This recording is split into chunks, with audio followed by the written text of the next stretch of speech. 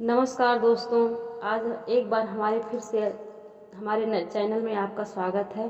तो हम आज आपको सुनाएंगे सुलोचना की कहानी, मेघनाथ की पत्नी सुलोचना की कहानी।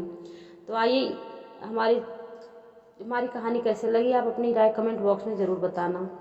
सुलोचना वासुकी नाग की पुत्री और लंका के राजा रावण के पुत्र मेघनाथ की पत्नी थी। लक्ष्मण के साथ हुए एक भयंकर युद्ध में मेघनाथ का वध हुआ। उसके कटे हुए शीश को भगवान श्री राम के शिविर में ले आया गया। भगवान के शिविर में ले गया। अपने पति की मृत्यु का समाचार पाकर सुलोचना ने अपने ससुर रावण से राम के पास जाकर पति का शीश लाने की प्रार्थना की, किंतु रावण इसके लिए तैयार नहीं हुआ। उसने सुलोचना से कहा कि वह स्वयं राम के पास जाकर मेघनाथ का शीश ले आए, क्योंकि राम पुरुषोत्तम है, इसलिए उनके पास जाने में तुम्हें किसी भी प्रकार का भय नहीं करना चाहिए। रावण के महापराक्रमी पुत्र मेघनाथ का वध करने की प्रतिज्ञा लेकर लक्ष्मण जिस समय युद्ध भूमि में जाने के लिए प्रस्तुत हुए, तब राम उनसे कहते हैं, लक्ष्मण, रण में जाकर तुम अपनी वीरता और रण कौशल से रावण पुत्र मेघनाथ का वध कर दोगे, इसमें मुझे कोई संदेह नहीं है। परंतु एक बात का विशेष ध्यान रखना कि मेघनाथ का मस्तक भूमि पर कदापि नहीं गिरना चाहिए, क्योंकि मेघनाथ एक नारी व्रत का पालक है और उसकी पत्नी परम पतिव्रता है।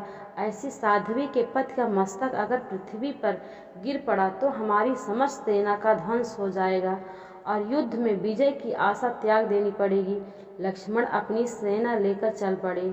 समरभूमि में उन्होंने वैसा ही किया। युद्ध में अपने बाणों से उन्होंने मेघनाथ का मस्तक उतार लिया, पर उसे पृथ्वी पर नहीं गिरने दिया। हनुमान उस समय मस्तक को रघुनंदन के पास ले आए। मेघनाथ की दाहिनी भुजा आकाश में उड़ती हुई उसकी पत्नी सुलोचना के पास जाकर गिरी। सुलोचना चकित हो गई। दूसरे ही क्षण अत्यंत दुख से कातर होकर विलाप करने लगी, पर उसने भुजा को स्पर्श नहीं किया। उसने सोचा, संभव है यह भुजा किसी अन्य व्यक्ति की हो। ऐसी दशा में पर पुरुष के स्पर्श का दोष मुझे लगेगा।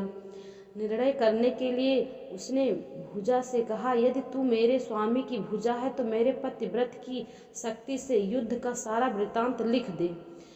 भुजा में दासी ने लेखनी पकड़ा दी। लेखनी ने लिख दिया, प्राण प्रिय, यह भुजा मेरी है। युद्ध भूमि में श्री राम के भाई लक्ष्मण ने मेरा युद्ध हुआ। लक्ष्मण ने कई वर्षों तक पत्नी, अन्न और निद्रा छोड़ रखी है। वह तेजस्वी तथा समस्त देवी गुणों से संपन्न है। संग्राम में उनके साथ ही मेरे एक नहीं चली।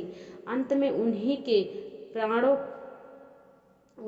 बाणों से विद्ध होने से मेरे प्राणांत हो गया।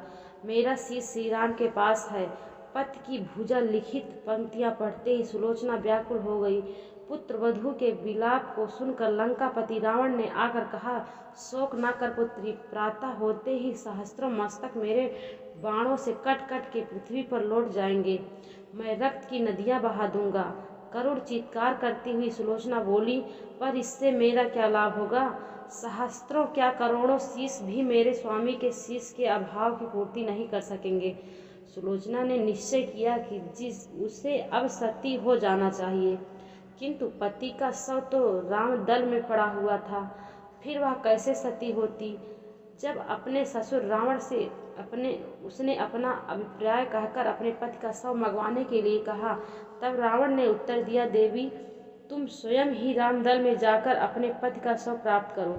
जिस समाज में बाल ब्रह्मचारी हनुमान, परम तेजस्वी, परम जितेंद्रिय लक्ष्मण तथा एक पत्नी व्रता भगवान श्री राम विद्यमान हैं, उस समाज में तुम्हें जाने से डरना नहीं चाहिए। मुझे विश्वास है कि इन अस्तुत महापुरुषों के द्वारा तुम निराश नहीं लौटाई जाओगी। सुलोचना के आने का समाचार सुनते ही श्री राम खड़े हो गए और स्वयं चलकर सुलोचना के पास आए और बोले, देवी, तुम्हारे पति विश्व के अन्यतम योद्धा और पराक्रमी थे। उनमें बहुत से सद्गुण थे, किंतु विधि की लिखी को कौन बदल सकता है? आज तुम्हें इस तरह देखकर मेरे मन में पीड़ा हो रही है। सुलोचना भगवान की स्तुति करने लगी। श्री राम ने उसे बीच में ही टोकते हुए कहा, देवी मुझे लज्जित ना करो। पतिव्रता की महिमा अपार है, उसकी शक्ति की तुलना नहीं है। मैं जानता हूँ कि तुम परम सती हो, तुम्हारे सतीत्व से तो विश्व भी थर्राता है। बताओ कि मैं तुम्हारी किस प्रकार सहायता कर सकता हूँ। सुलोचना ने अश्रुपूरित नयनों से प्रभु की ओर देखा और बोली, हे राघवेंद्र, मैं सती होने के लिए अपने पति का मस्तक लेने के लिए यहाँ पर आई हूँ। श्री राम ने शीघ्र ही ससम्मान मेघनाद का शीश मंगवाया और सुलोचना को दे दिया। पति का छिन्न शीश देखते ही सुलोचना का हृदय अत्यधिक द्रवित हो गया। उसकी आंखें बड़े जोर से बहने लगी। रोते रोते उसने पास खड़े लक्ष्मण की ओर देखा और कहा, सुमित्रा नंदन, तुम भूल कर भी गर्व मत करना कि इनका वध आपने किया है। मेरे स्वामी को धराशायी करने की शक्ति विश्व में किसी के पास नहीं है। यह तो 2 पतिव्रता नारियों का भाग्य था। आपकी पत्नी भी पतिव्रता है और मैं भी पति चरणों में अनुरक्ति रखने वाली उनकी अनन्य उपासिका हूँ।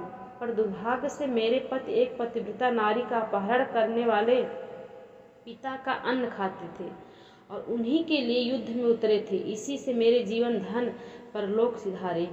सभी योद्धा सुलोचना को राम शिविर में देखकर चकित थे। वह यह नहीं समझ पा रहे थे कि सुलोचना को यह कैसे पता चला कि उसके पति का शीश भगवान राम के पास है।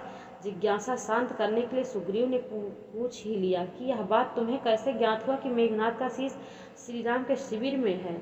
सुलोचना ने स्पष्ट से बता दिया, मेरे पति की भुजा युद्ध भूमि से उड़ती हुई मेरे पास चली गई थी।